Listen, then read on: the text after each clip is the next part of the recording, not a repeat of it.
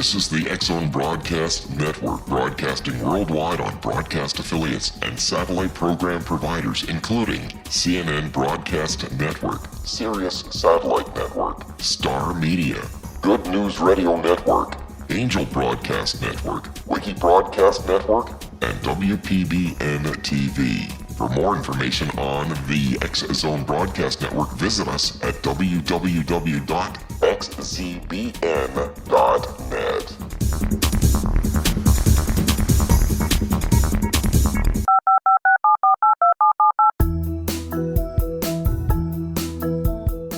Did you know that when you're on the road with limited data or Wi-Fi, you can still listen to the X-Zone Radio Show with Rob McConnell, The Science of Magic with Gwilda Wiyaka, X-1, Dimension X, Space Patrol, and every minute of the X-Zone Broadcast Network by calling 213-401-0080, courtesy of Audio Now.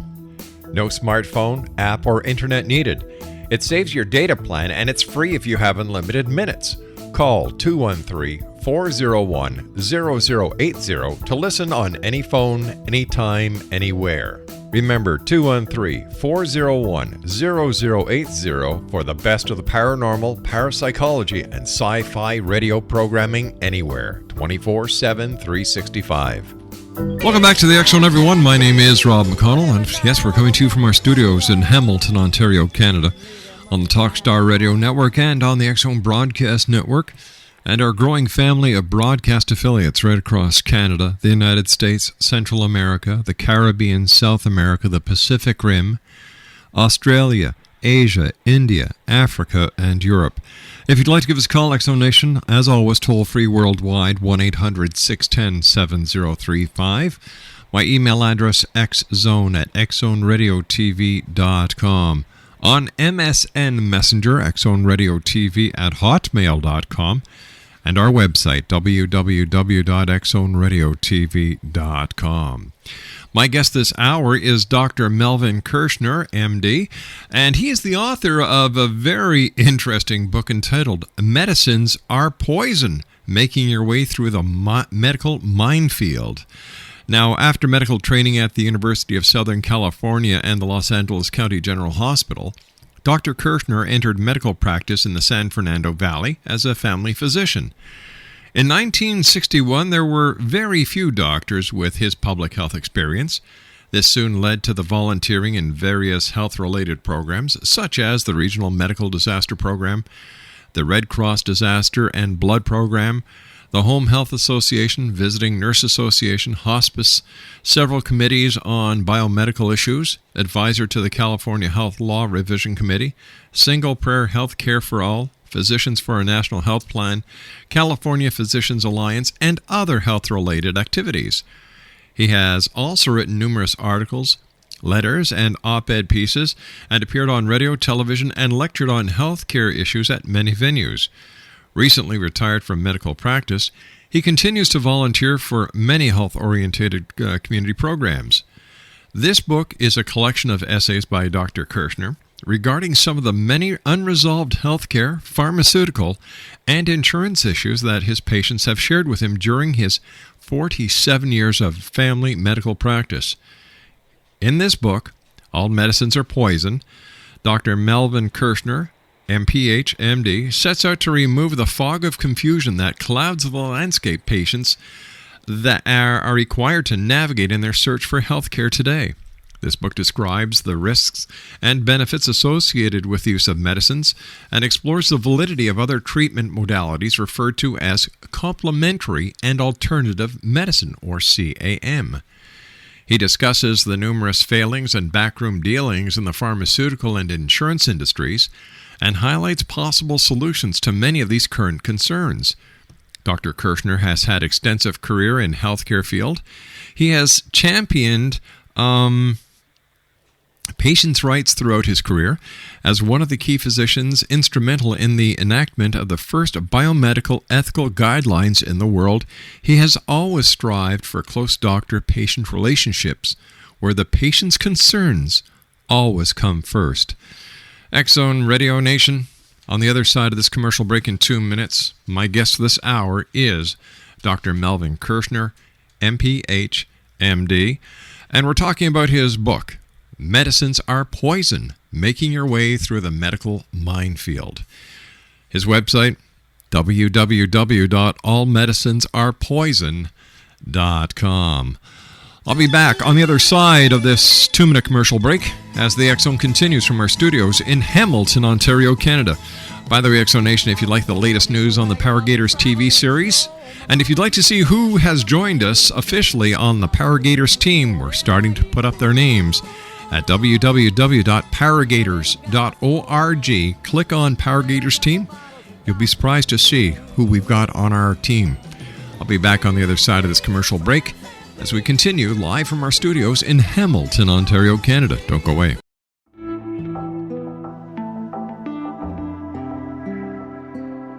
Take a step back in time and discover old Florida cuisine at Marsh Landing Restaurant in Fellsmere.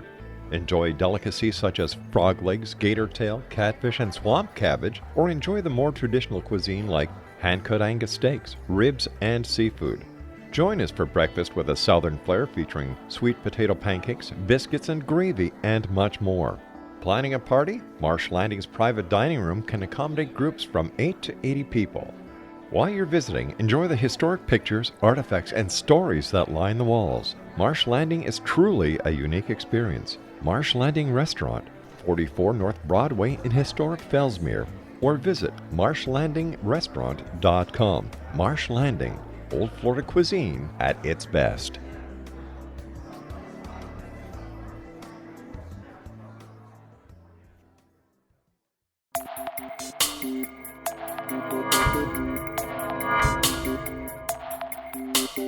Are you interested in the paranormal, ghosts, UFOs, or psychic phenomenon? Join me, Tim Bartley, co-host of Talking to Spirits with Lightworkers Tim and Justina, coming mid-January 2017 to the XZBN. We will channel spirits live and talk to them, revealing all kinds of amazing information. Spiritual attachments will be found and removed on the show, and so much more. To find out when you can listen to Talking to Spirits with Lightworkers Tim and Justina, visit www.xzbn.net for listeners on both sides of the veil.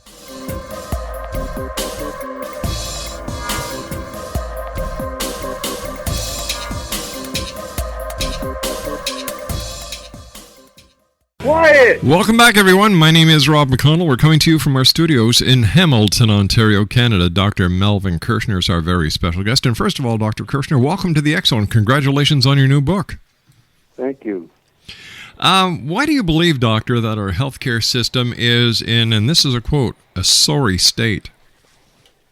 Well, of course, I'm speaking about the United States. Mm-hmm. I have relatives in Canada who don't have the problems we have. The sorry state is the fact that, number one, it's the most expensive system in the world, about twice as much as it is in every other country. Number two, there are 45,000 people in the United States that have no insurance whatsoever, Mm-hmm. and often don't react to their illnesses until it's an emergency, wind up in an emergency room, or in a hospital, and that's the most expensive way to take care of illness. But what about this new health care bill that was just planned? Will Obamacare fix this problem? I doubt it. Obamacare is a step in the right direction, Mm-hmm. but it's very slow in getting to where it's going to get to, and it gives away a lot of stuff to the insurance industry and the pharmaceutical industry. So let me ask you this, Doctor. What would be an acceptable fix for the failing healthcare system in the U.S.? Well, the 17,000 doctors, including myself, members of the Physicians for a National Health Program, Mm-hmm. suggest that we should have a single-payer system.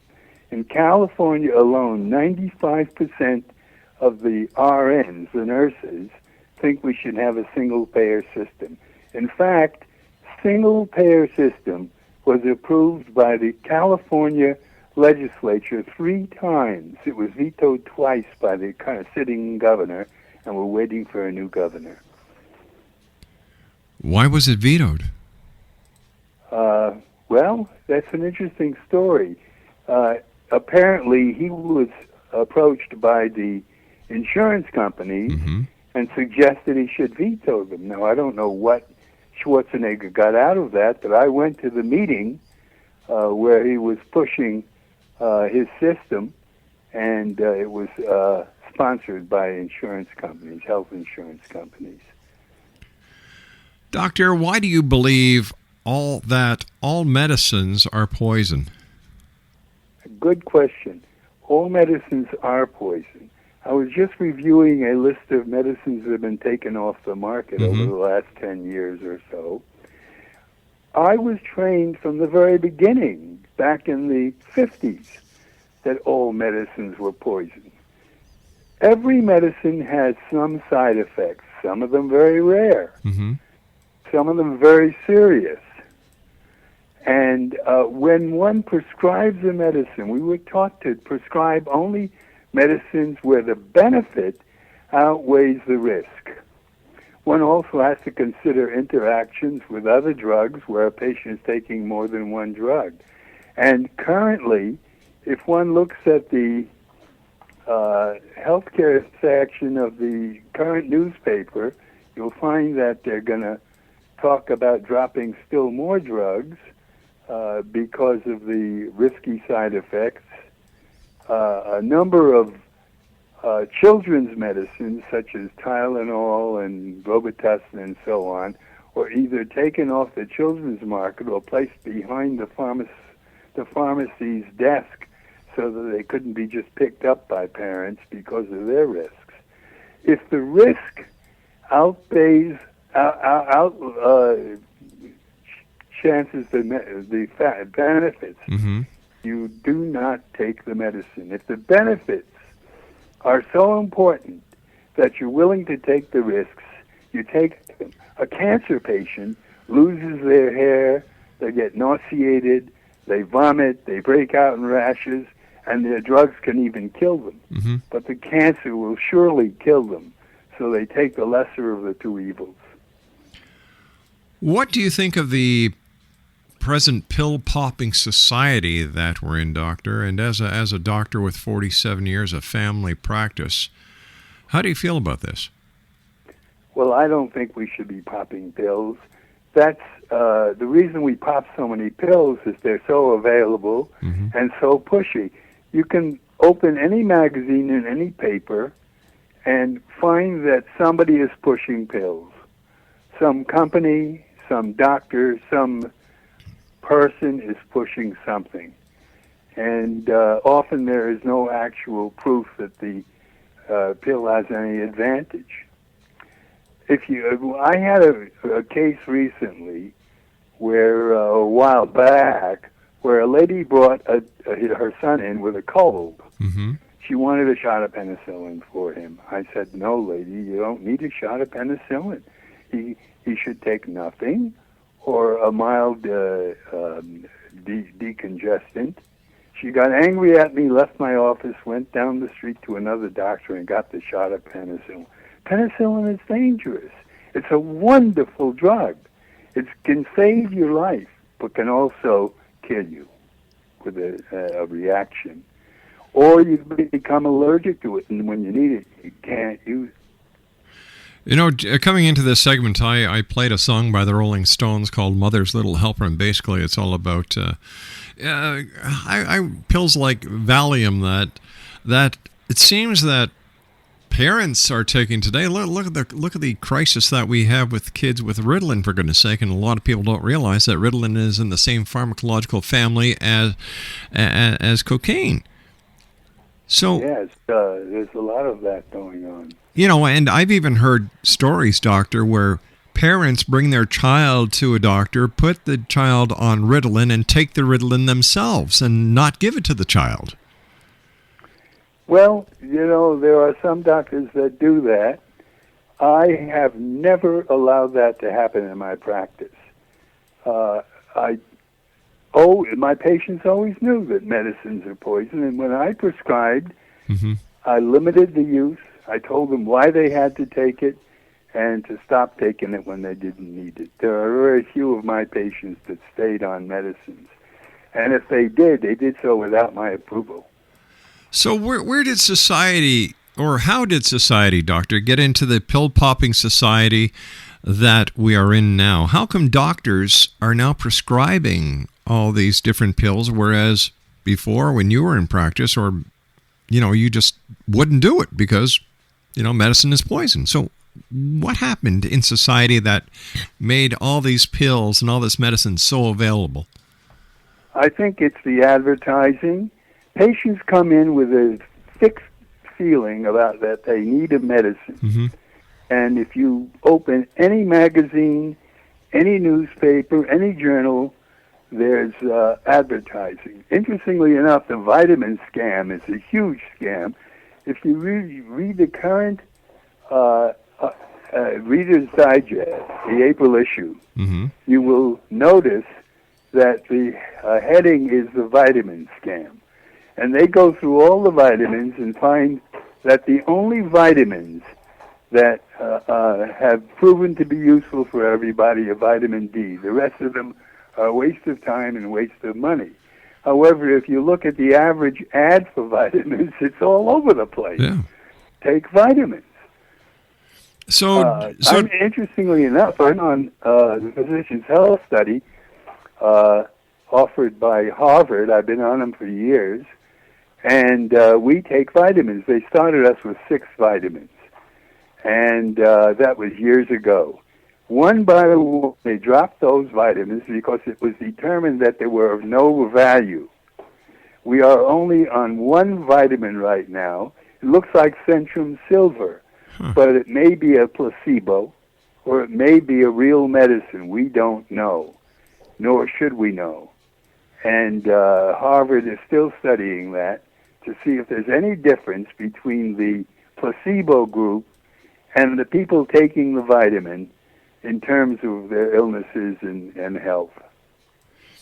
So are we to look at Big Pharma as the perpetrators of this dilemma that we're in? I think so. I think they're largely to blame, and it's a huge income for the companies that get their ads and so on. Huge income. But and what of course, the pharmaceutical industry makes a huge income by selling medicines that aren't necessary. Tell me, doctor, what got you started in biomedical ethics? That's interesting. I was years ago. I was when I was still an intern. We had some cases of death and dying, and one of the issues was that in those days there was no law that a doctor could withhold life support. There was no law that said we must give life support. There were no laws regarding that anywhere in the world. And I had a patient who insisted on us withdrawing life support from her. She was a clear-minded lady. I said, well, if I take away your ventilator and she was writing notes to me. If I take away the ventilator and the IV and all that, you'll surely die. She said, it's my right. She wrote a note to me. It's my right to live or die, and I authorize you, I require you to take off the ventilator and all these machines and to not put them back on again. And we did that. The pulmonologist, the nurses, and I were all at the bedside and gave her a mild sedative. She went to sleep and died. It was her choice. That was the beginning of my concerns about the fact that we didn't have any standards. Doctors did everything a patient wanted, and kept everyone alive. Doctor, stand by. You and I have to take our news break. We'll be right back. Exonation, Dr. Melvin Kirschner is our very special guest. He's the author of Medicines Are Poison, Making Your Way Through the Medical Minefield. His website is www.allmedicinesarepoison.com. We'll be back on the other side of this commercial break as we continue from our studios in Hamilton, Ontario, Canada, here in the X Zone.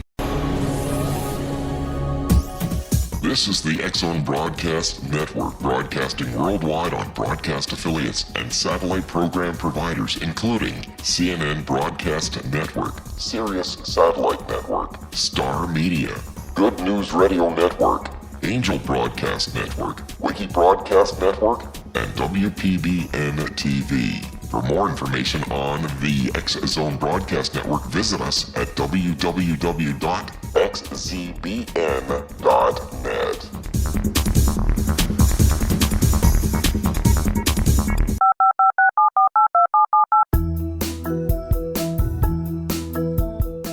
Did you know that when you're on the road with limited data or Wi-Fi, you can still listen to the X Zone Radio Show with Rob McConnell, The Science of Magic with Gwilda Wiyaka, X-1, Dimension X, Space Patrol, and every minute of the X Zone Broadcast Network by calling 213-401-0080, courtesy of Audio Now. No smartphone, app, or internet needed. It saves your data plan and it's free if you have unlimited minutes. Call 213-401-0080 to listen on any phone, anytime, anywhere. Remember 213-401-0080 for the best of the paranormal, parapsychology, and sci-fi radio programming anywhere, 24/7, 365. Dr. Melvin Kirschner is our special guest, Exonation. He is the author of Medicines Are Poison, Making Your Way Through the Medical Minefield. His website is www.allmedicinesarepoison.com. Doctor, do you believe that a patient should have the right to say, all right, I've had enough, I want to go peacefully? Yes, I do, and we now have laws, especially in the western states, that permit us to do that without being punished for following the patient's advice and withdrawing or withholding life support. This was started, by the way, in California. An old man from a nursing home was sent to an emergency hospital because he was in a comatose state, and the emergency room was very, very busy, so he was placed on a bed, and while the emergency room doctor was busy with others, and died.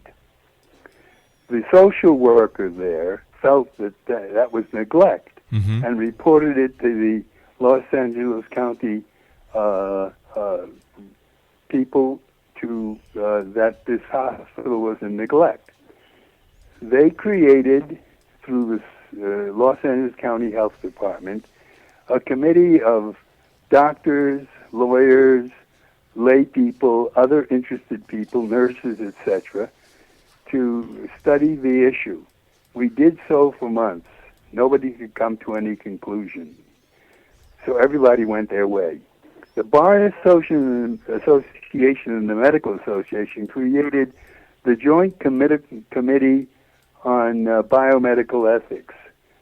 We agitated ourselves and worked for years before we finally came up with a recommendation, which later became the law of the state. And that was that it was possible for a patient or a patient's advocate to say, do not resuscitate. No CPR, no cardiopulmonary resuscitation. So that we didn't have to keep everybody on ventilators and keep a corpse alive. And we could obey them without being sued, which is always an issue. Let's say, doctor, a patient wants to pass on, but a member of the family has power of attorney and they have given the medical staff implicit instructions, keep Mom, Dad, Aunt Sue, or Uncle John alive. How does this affect the medical staff when they know, or if they know, that this person is in agony, and if they want to go, they should just be able to have the right to pass on it with their integrity? That's where my current job continues and has been for some years. We have the Biomedical Ethics Committee. Mm-hmm. We call a committee meeting, which is doctors, lawyers, nurses, everybody involved with the issue in the hospital, and the family, and we discuss the issues, the pros and cons of what's going on. Very often, we convince the family that all we're doing is torturing the dying patient who wants to just let himself go or herself. Occasionally, we have a person who will not give us the permission to pull the plug, if you want to call that.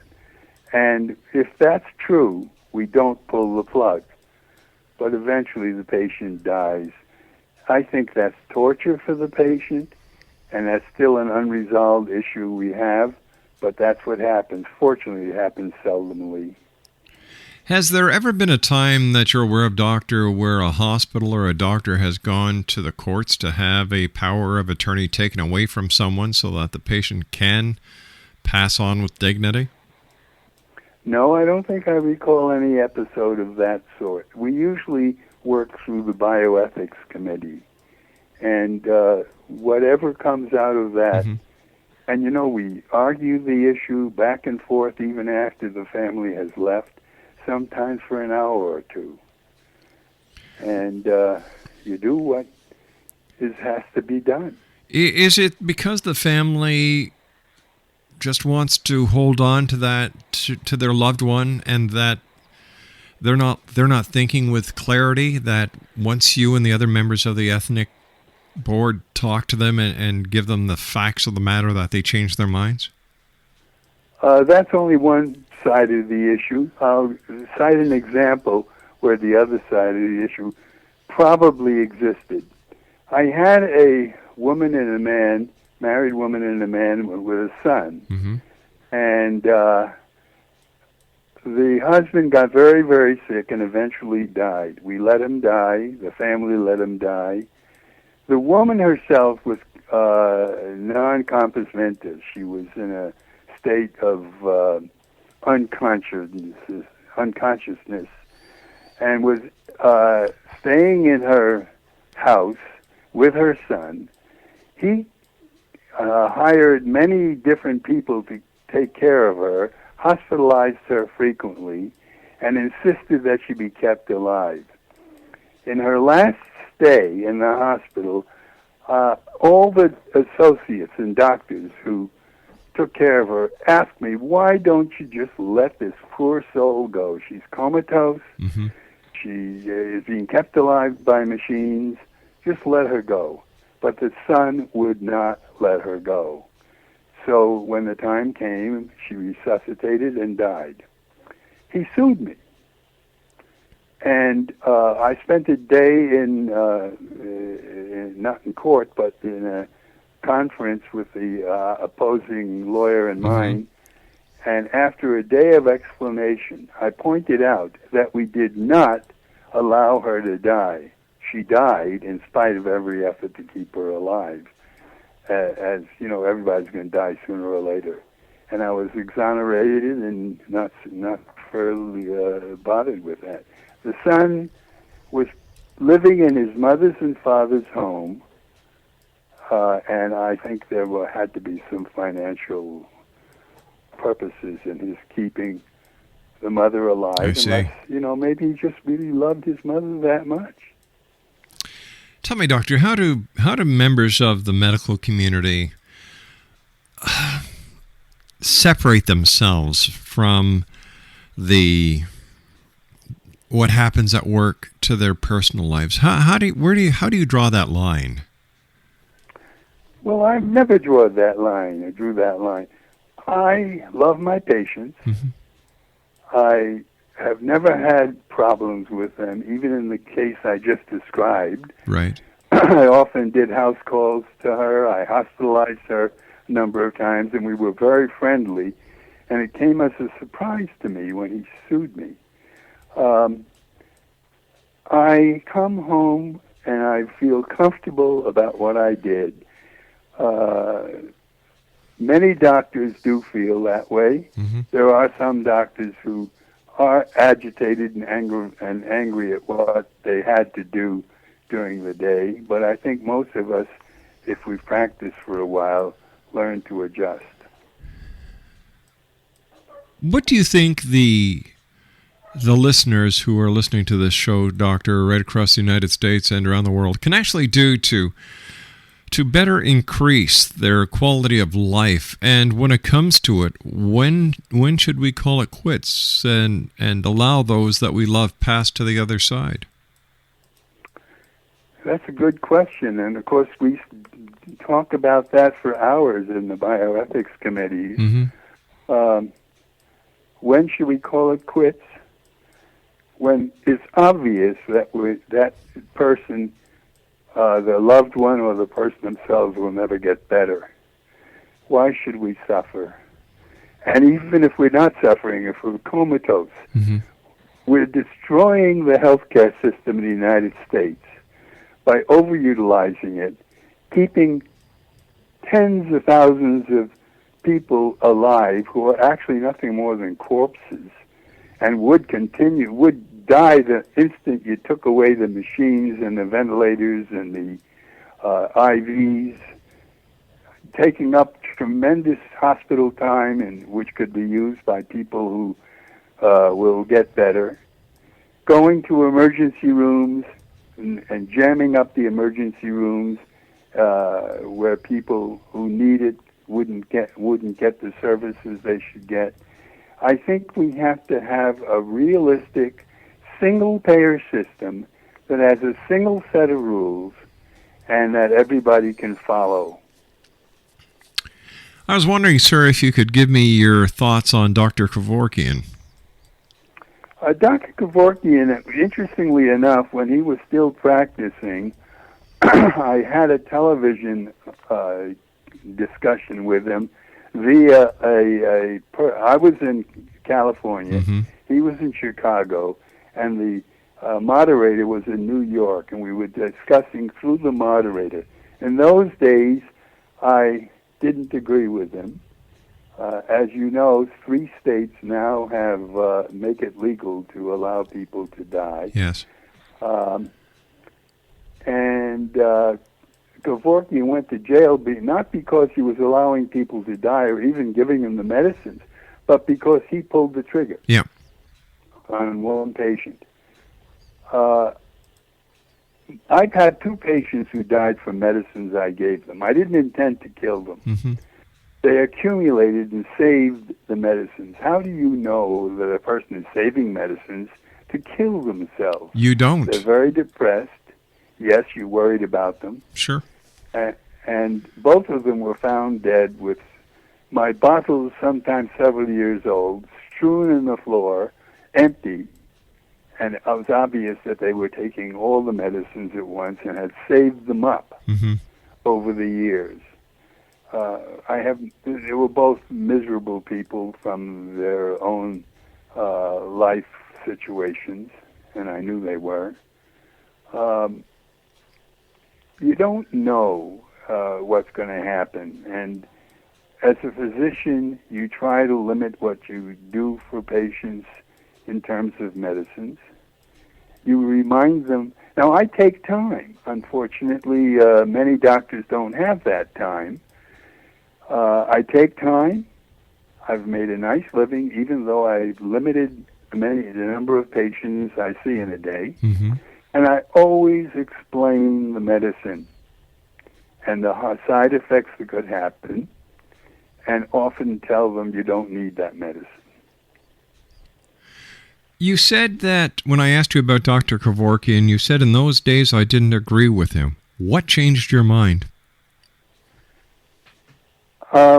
I think over the years I could see the suffering that my patients were doing. Mm-hmm. I never gave anybody a pill to kill themselves with. Right.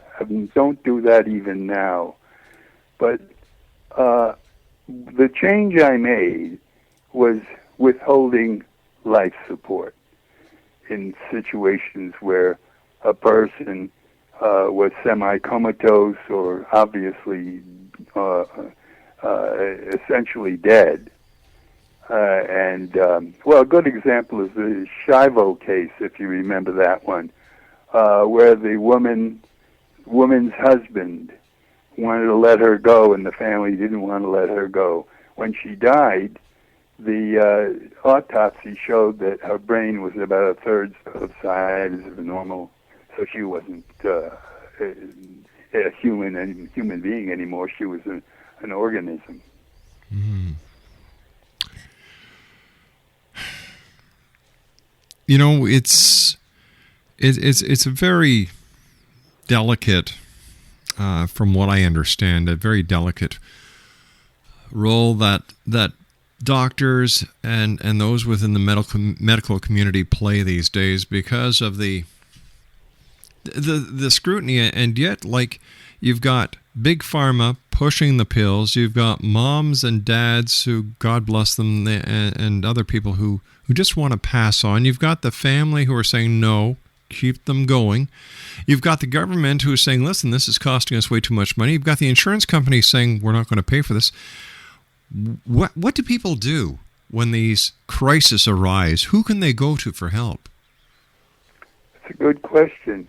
As a biomedical ethicist, I suggest that they go to the doctor first, right, and then to the biomedical committee where their family is, either the local hospital or the nursing home, and discuss the issues. We haven't resolved them yet. Mm-hmm. They're with us. We'll always have problems. As soon as we solve one, there'll be another one, and that's what life is. We just have to discuss them openly and try to deal with them. Dr. Kirschner, please stand by. You and I have to take our final break for this hour. X-Zone Nation, Dr. Melvin Kirschner is our very special guest this hour. He's the author of Medicines Are Poison, Making Your Way Through the Medical Minefield. His website is www.allmedicinesarepoison.com. Dr. Kirschner and I will be back on the other side of this commercial break as we continue from our studios in Hamilton, Ontario, Canada, here in the X-Zone with yours truly, Rob McConnell. Don't go away. 18 Sergeant Central. 19 Sergeant, check. Officers on the scene. Hi, I'm Larry Lawson, host of Paranormal Stakeout. With over 36 years in law enforcement, I have learned a few things. The most important is the proper gathering and preservation of evidence is vital to putting the bad guy behind bars. It's no different in the world of paranormal investigation. Whether it's the search for the afterlife, cryptozoology, UFOs, and extraterrestrials, how we gather the evidence, preserve that evidence, and present it to a jury of our peers will make the ultimate difference in proving the existence of worlds and entities that are beyond our imagination. Join me, Larry Lawson, every week on Paranormal Stakeout when, along with my guests, we'll take a journey to prove with indisputable evidence what man has struggled to believe for centuries. Go to xzbn.net for the broadcast schedule and check me out at paranormalstakeout.com.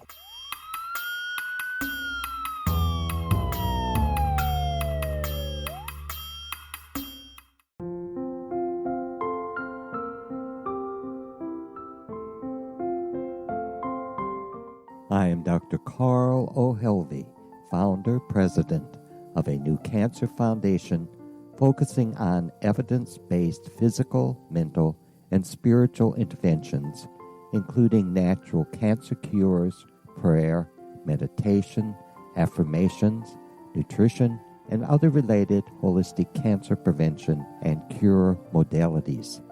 These are used in cancer education, research, and financing care. I ask for your help to continue this important work by donating at www.holisticcancerfoundation.com.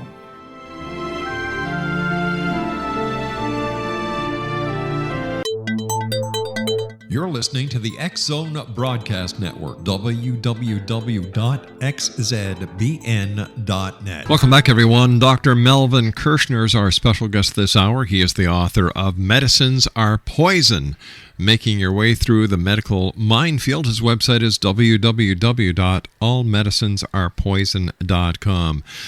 Dr. Kirschner, what are your views about alternative medicine? Well, I'm a scientist. Mm-hmm. And scientists don't validate anything unless they can have proof. Alternative medicine is treatment with either medicines or procedures that have never been proved. A number of them have been disproved, but, people will do what they want to do. Once in a while, an alternative treatment or medicine proves to be valid. I'll give you an example of glucosamine and chondroitin. That was on the alternative medicine list for years. And then it was discovered that it probably did help arthritis. My own rheumatologist gave it to me. It didn't help me, but it must help some people because the rheumatologists believe it. So a process that proves itself is no longer alternative medicine, it's standard medicine. Alternative medicine is medicines that have not, and procedures that have not proven themselves.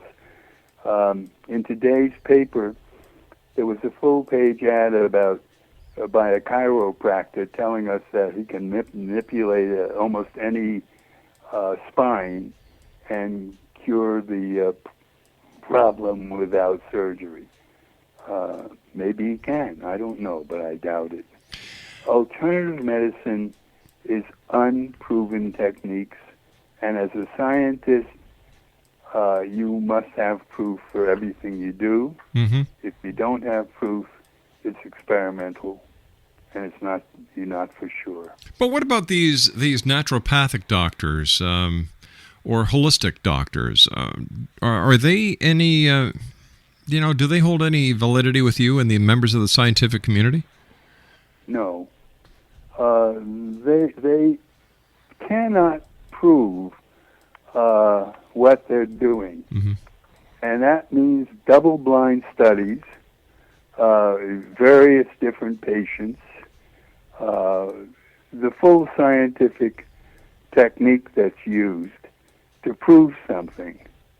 If you can't prove... Matter of fact, there's many drugs being taken off the market because the studies that were done to get them on the market were probably not adequate, and now they're going off the market because the science didn't prove their value. So, as a scientist, show me the proof. Or as the lady used to say on the Wendy's commercial, where's the beef? Yeah, right.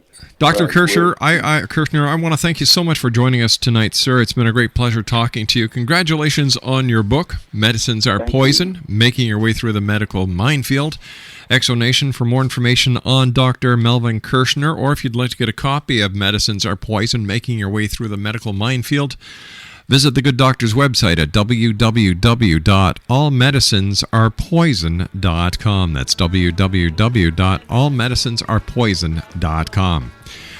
Well, this is it, the final segment of the X-Zone. I'll be back tomorrow night as once again we cross the time-space continuum to this place that I call the X-Zone. So until tomorrow night, X-Zone Nation, take care of each other and always remember that, it doesn't hurt to do a good deed. And if you can help somebody out, why not? And remember, always keep your eyes to the sky and your heart to the light. Good night now.